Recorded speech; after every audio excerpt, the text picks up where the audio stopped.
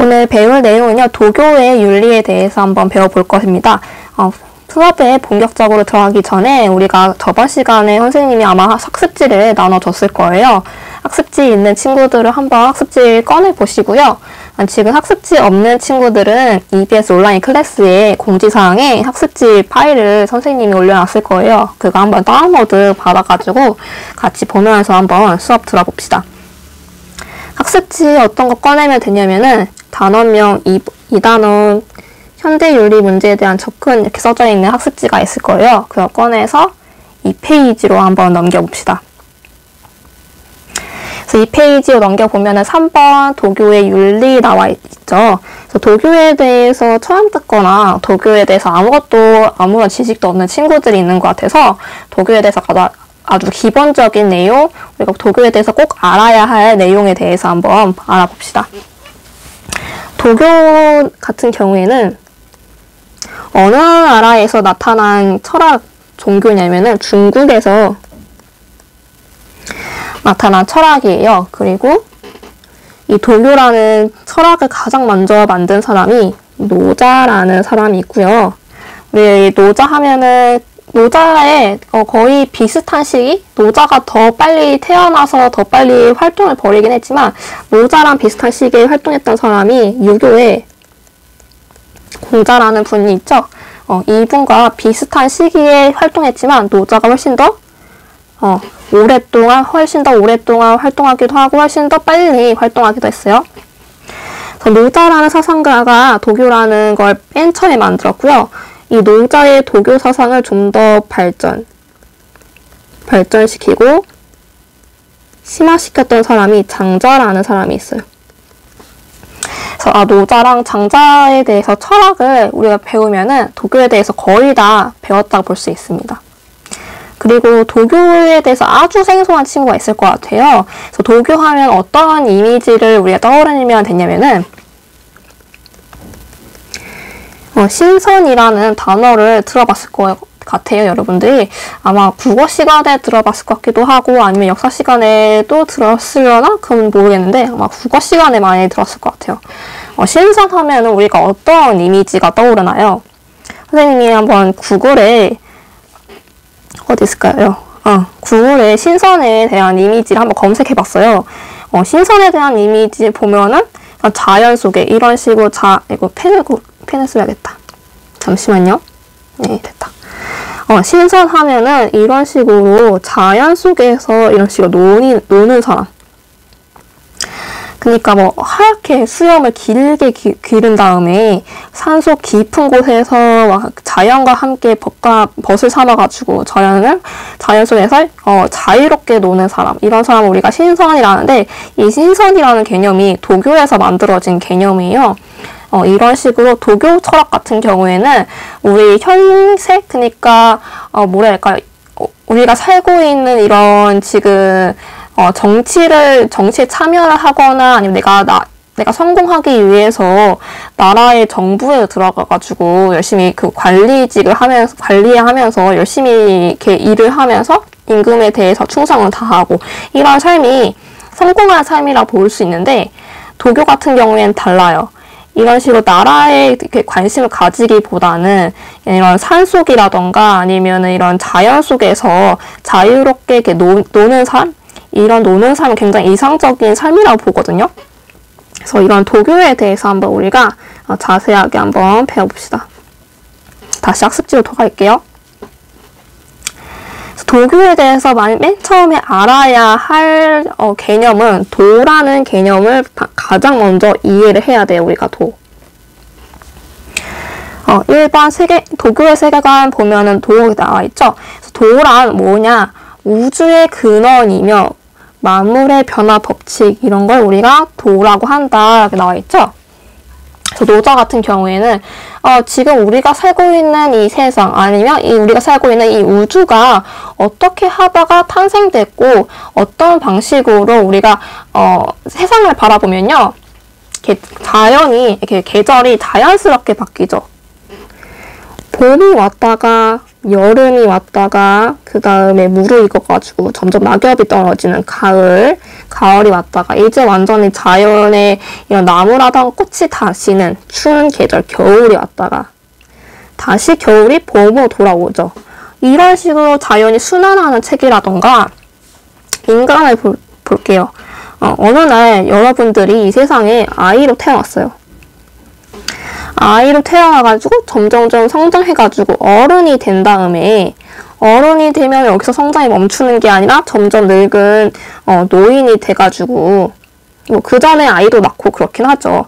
노인이 된 다음에 다 결국에는 우리가 흙으로 돌아가잖아요.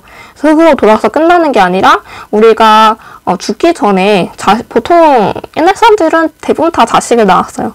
자식을 낳아가지고 이런 식으로 다시 종족이 보존돼서 순환이 되는 이런 구조. 이렇게 우리가 살고 있는 이 우주가 어떻게 하다가 탄생하게 되었으며 우주가 어떻게 변화하는 그런 원리가 있지 않을까? 이런 것들을 한번 노자가 생각을 해봤어요. 그래서 이런 도라는 개념을 만든 거죠. 도라는 개념을 만들기보다는 뭐라 해야 될까요? 전파한 거죠. 그래서 도란 뭐냐면은 이 우주 만물이 그 자체가 탄생할 수 있었던 그런 근원이고 이런 만물의 변화할 수 있었던 그런 법칙 이런 걸 우리가 도라고 한다 이렇게 볼 수가 있어요. 그래서 도라는 개념을 가장 먼저 우리가 잘 알아야 되고요. 도에다가 별표를 칠게요.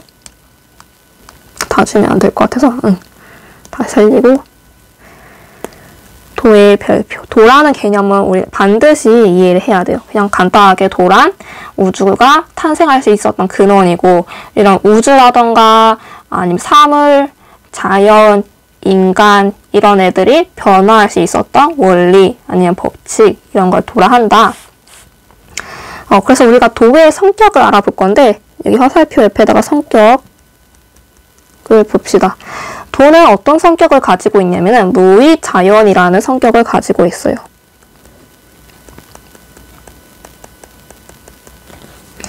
무의자연이라는 성격을 가지고 있는데 이게 뭐냐? 우주 자체 혹은 사물 자체가 가진 궁극적인 속성에 따라서 운동하고 변화하는 상태를 무의자연이다 라고 나와 있는데 뜻을 보면은 뭔 말인지 잘 이해가 안 되죠. 좀 알기 쉽게 풀어서 설명할게요. 무의자연이라는 한자를 보면요. 없을 무자에 요건 인이할 때 위자, 인위적이다.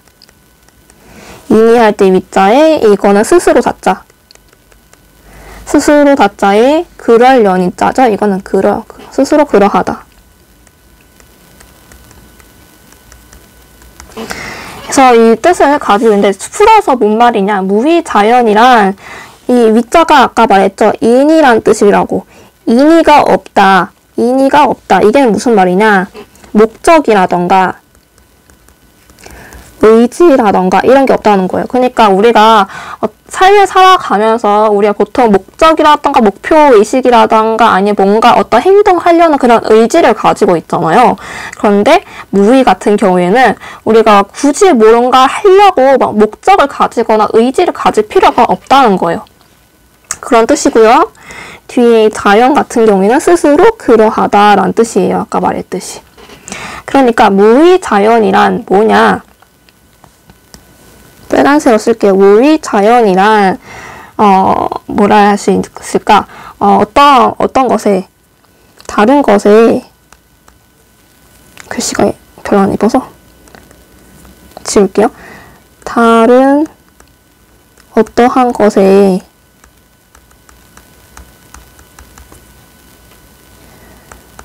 의지하지 않는 게 아니라 의지하지 않고 자신의 본성대로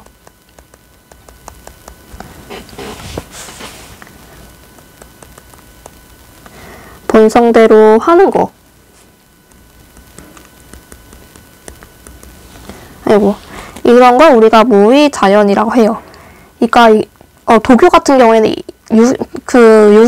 유교랑 성격이 많이 대립되는 부분들이 있어요.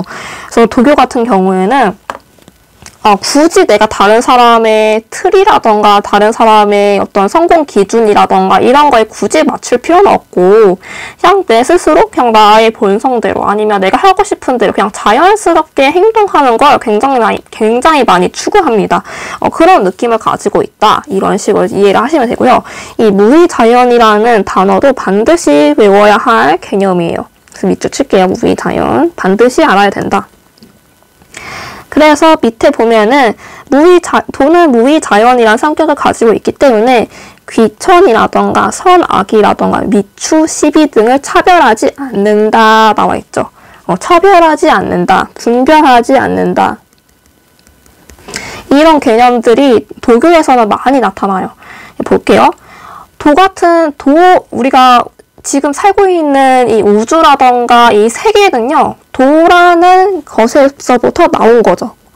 도라는 개념으로부터 이 우주라던가 우리가 살고 있는 세상이라던가 아니면 나라는 존재라던가 모든 것들이 다 만들어졌어요. 그렇기 때문에 도의 관점에서 보면요. 도의 관점에서 귀천, 선악, 미추, 시비 이런 것들을 바라보면은 이런 모든 것들은 다 도에서 나타났기 때문에 굳이 귀하고 천한 것, 선하고 악한 것, 그리고 아름답고 추한 것, 그리고 옳은 것과 옳지 않은 것 이런 것들은 서로 다르지 않다. 다르지 않기 때문에 우리가 굳이 차별하거나 분별할 필요가 없다라는 개념입니다. 그래서 도의 관점에서 바라보면은 이런 귀천, 선악, 미추, 시비 그리고 너와 나라던가 아니면은 뭐 나보다 잘난 사람 아니면 나보다 못한 사람 이런 사람들을 굳이 차별하거나 분별할 필요가 없다는 거예요. 왜냐하면 도의 관점에서 바라보면 모든 게 다 똑같기 때문에. 모든 것이 다 똑같기 때문에 굳이 차별할 필요가 없다. 이렇게 바라보는 게 도의 특징입니다. 그 다음에 두 번째 도의 덕이라 볼까요? 우리가 도에 따라서 어떻게 살아야 하는가 이 개념을 볼 거예요.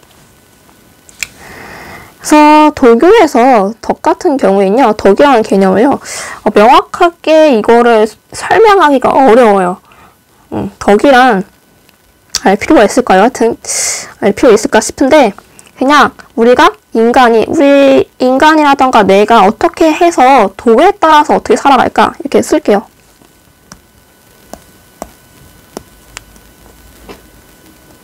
덕이란 도에 따라 살아가는 방법이라 쓸게요.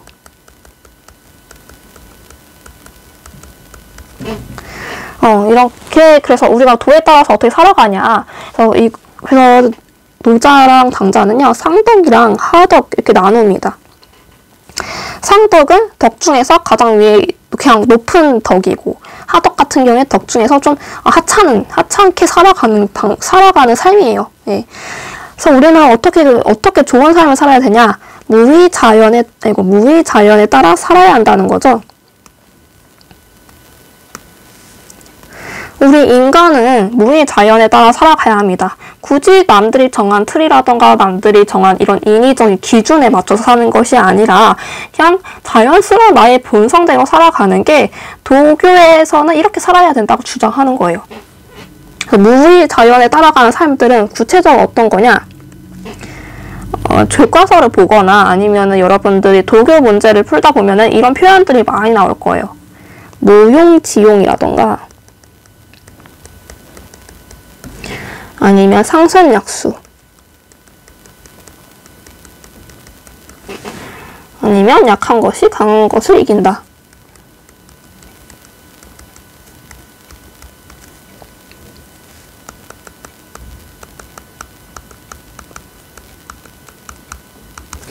이런 표현들을 많이 볼 거거든요. 잠깐 교과서 한번 봅시다.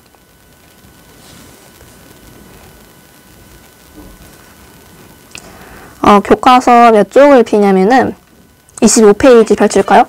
25페이지 보면은 오른쪽 위에 그림이 보이죠? 그래서 장자란 전국시대에 활동한 도가사상의 대표적인 인물이다. 노자는 도가사상의 창시자 춘추시대에 활동하는 인물이다. 이렇게 나와 있는데 그 위에 그림을 잘 보면요. 장자가 무슨 말을 했는지 볼게요. 잘 나가가는 것을 부러워하지 마라. 쓸모없는 것이 가장 쓸모 있는 법이다. 이걸 한자로 쓰면은 무용지용이라고 부를 수 있는, 무용지용이라고 불러요. 쓸모없는 것이 가장 쓸모 있는 법이다. 이거에 대한 표현의 뜻이 뭔지 궁금해할 것 같은데, 그러니까 우리가 주변을 잘 살펴보면요, 나보다 공부도 잘하고 나보다 되게 능력이 있는 친구들을 볼 수가 있죠. 그런데 이렇게 능력이 있는 친구들이 나중에는 뭐 더 큰 직책으로 가던가 더 좋은 직장을 얻거나 나보다 훨씬 더 좋은 직장, 나보다 훨씬 더 좋은 직책, 아니면은 나라를 위해서 큰 일을 할 때도 있고요. 큰 일을 할 때가 있는데, 이때 장자가 말했던 시대가 춘추 전국시대예요. 전국시대인데 굉장히 전쟁이 많이 일어났던 그런 시대다라고 볼 수 있는 거예요. 그래서 전국시대 때, 그러니까 전쟁이 많이 일어났다는 시대 때 그 시대의 나라의 왕이라고 생각해 보세요, 여러분들이. 왕의 입장에서는 어떻게 해서든 전쟁에서 이겨야 돼.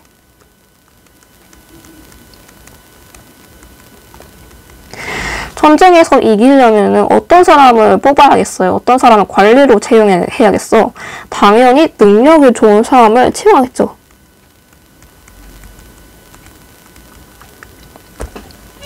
능력이 좋은 관리를 당연히 채용하고 이 사람들을 장수를 써가지고 어떻게 해서든 전쟁에서 이기려고 노력을 한단 말이에요. 그런데 아무리 굉장히 좋은 인재라고 하더라도 만약에 전쟁에서 지면은 당연히 능력이 좋은 이 관리는 죽을 수도 있고요. 아니면은 이 왕이 굉장히 되게 부덕한 사람이라서 되게 변덕을 많이 부려요. 정치를 잘 못할 수도 있고, 또 이 관리에 대해서 질투를 해가지고 뭐 얘를 사형시킬 수도 있고, 이런 일들이 전국시대 때는 굉장히 비일비재해요. 그래서 장자 같은 경우에는 내가 아무리 미천하고 다른 사람보다 쓸모가 없고 능력이 없다고 하더라도 괜히 왕이 내가 능력이 좋아가지고 관리로 불러가지고 이렇게 쓰임을 당하는 것보다는 차라리 미천한 존재가 돼가지고 왕의 눈에 띄지 않고 그냥 내가 하고 싶은 대로 살아가는 게 어쩌면은 가장 좋은 삶이라고 볼 수 있다. 아니면 어쩌면 그런 삶이 가장 쓸모있는 삶이다. 그냥 말하는 게 무용지용이다 라고 불러요. 그리고 오른쪽에 노자 같은 경우에도 약한 것이 강한 것을 이긴다, 이런 표현을 썼는데, 그러니까 굳이 다른 사람한테 마음에 들려고 노력하기보다는 그냥 내 페이스대로, 그냥 내가 하고 싶은 대로, 내 본성대로 자연스럽게 살아가는 게 어쩌면 가장 좋은 삶이다, 이런 뜻을 가지고 있어요. 그 다음에 교과서 밑에 보면은 어떤 글이 다 와 있을 거예요. 봅시다. 물은 낮은 곳에서 흐르면서 만물을 이롭게 하고 남과 다투지 않는다. 그러니까 물이 흐를 때 중간중간에 이런 장애물들을 만나죠. 큰 바위라던가 여러 가지 장애물을 만나는데, 굳이 물은 흐를 때 이 바위를 굳이 치면서 움직이지 않아요. 그냥 이 바위의 틈에서 이렇게 흘러가지. 틈이라던가 아니면 다른 쪽을 흘러가거나 이런 식으로 물은 흐르죠. 이런 식으로 남과 다투지 않는다는 거예요. 노자의 최고의 선은 물과 같다. 이게 상선약수라는 거예요. 상선약수.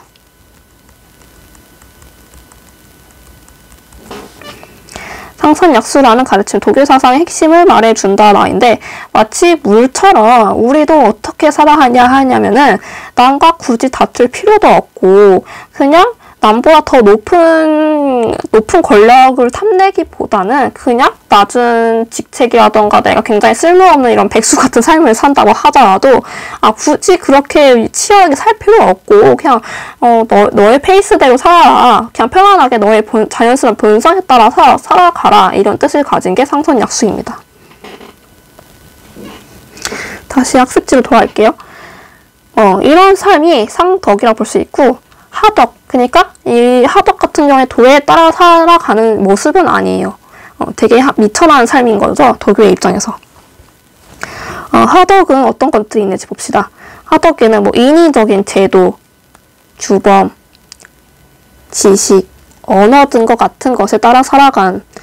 그러니까 어떤 제도라던가 규범이라던가 지식이라던가 언어 같은 경우에는요. 나랑 다른 거 이런 것들 이분법으로 구분해요. 그러니까 기준을 한번 세워보면은 기준 같은 경우에 우리가 기준에 잘 따르는 것이 있고요. 기준에 잘 따른 뭐 아니면 선이라던가 아니면은 옳은 것 그 다음에 기준에 못 미치는 것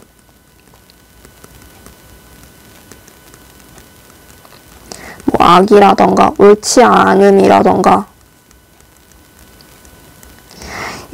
이런 식으로 제도, 규범, 지식, 언어 같은 경우에는요. 어느 한 기준을 만들어가지고 기준에 충족하면은 좋은 것, 기준에 충족하지 않으면 나쁜 것 이런 식으로 차별을 하고 분별을 한다는 거예요. 차별하고 분별을 하는 건데 도의 관점에서 바라보면은 이런 기준은 굳이 우리가 세울 필요 없다는 거죠. 도의 관점에서 보면은 모든 이 세상의 모든 것, 좋은 것이든 아무리 나쁜 것이든 이런 모든 것들은 다 도에서 태어났고 도에서 나타났기 때문에 굳이 기준을 세워가지고 나와 다른 사람 아니면 나보다 못하는 사람 이런 사람들을 차별하고 분별할 필요 없다. 그렇게 하는 건 나쁘다.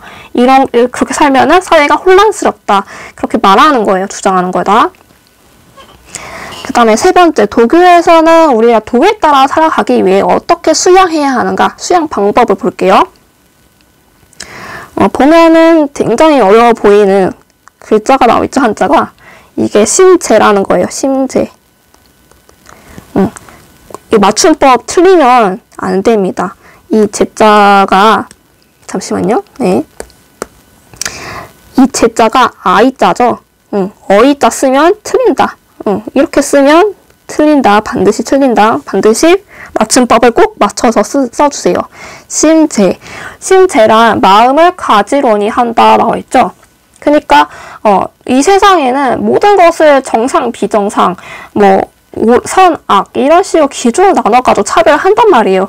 그런 차별이라던가 기준을 모두 잊어버려서 우리가 마음을 가지런히 그러니까 나의 본성은 어떨까? 아니면 내 마음속에 있는 돈은 과연 무엇일까? 이런 것들을 우리가 찾기 위해서 마음을 조용히 가지런히 한다. 이런 마음이 이런 게 심재라는 뜻을 이런 게 심재예요.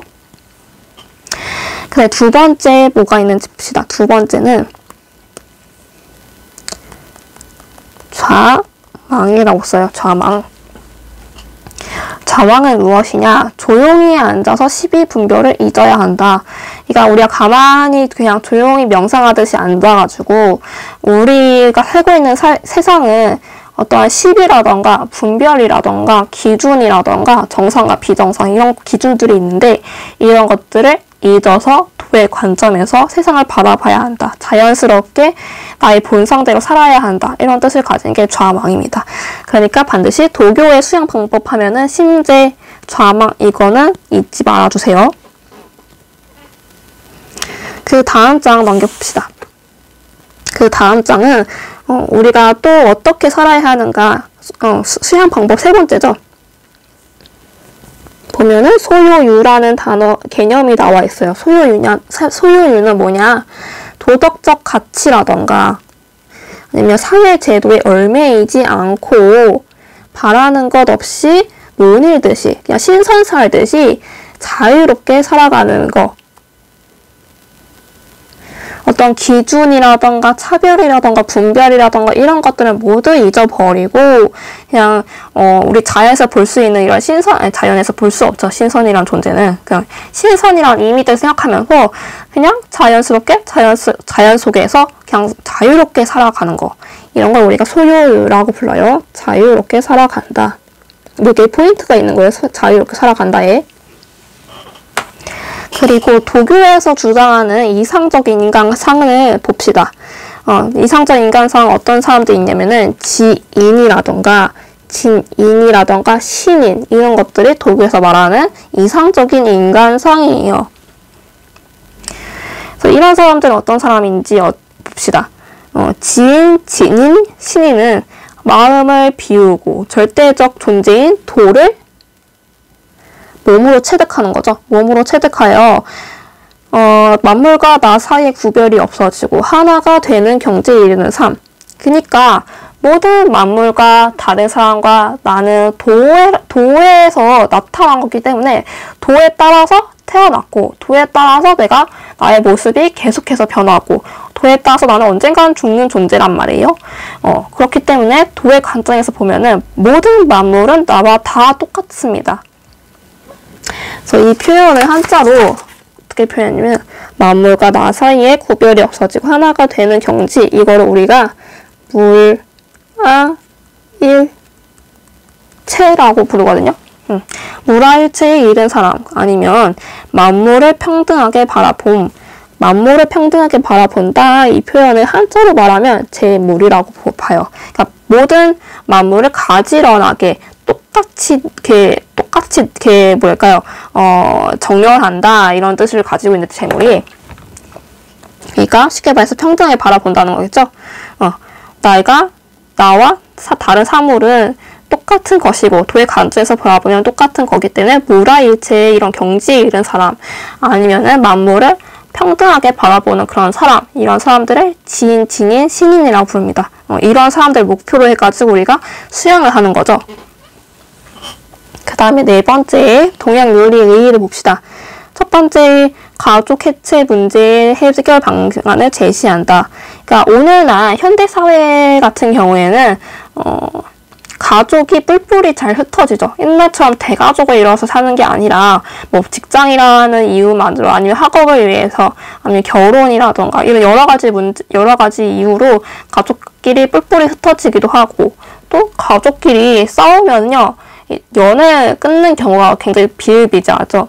이제 부모님이랑 나는 이제 끝이야. 아니면은 나는 결혼했으니까 동생이랑 아니면 형제랑 별로 연락할 일이 없을 것 같아. 이런 식으로 자연스럽게 연이 끊어지는 경우들이 있는데, 이런 가족 해체 문제에 대해서 해결 방식을 제안할 수가 있다는 거죠. 동양윤리가.